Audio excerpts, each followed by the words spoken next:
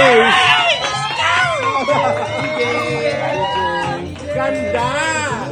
This is it na talaga.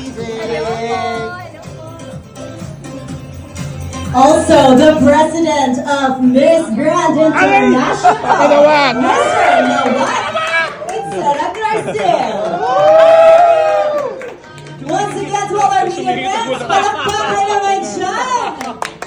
Our queen deserves the warmest welcome this afternoon.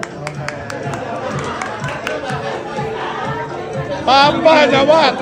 Nawat. And I am sure everyone is excited for CJ, and we cannot wait to hear from her and Mr. Nawat as well.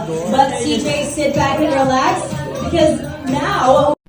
Hello mga kahabibi, nakakatuwa at nakaka-inspire talaga. At of course si Daddy Nawat nasa Manila na at homecoming nga ni CJ Oropesa. So talagang maraming natuwa at of course may mga niga rin na nagsasabi na bakit hindi naman siya yung nanalo, hindi naman kumaga mga kahabibi, tingnan natin mga kahabibi na every time na may crown any kind of mapa international man yan or mapa local, di ba, pag not fulfill blah blah blah and so on, di ba, yung first runner up yung sasalo. So it's na talaga common sense na ginagawa po yan. So sa CJ naman ginagawa lang niya yung side niya, and of course yun yung ng organization na buo ang desisyon nila na yung first runner up yung mag-handle at ng role and responsibilities kung hindi magampanan or nagampanan naman ni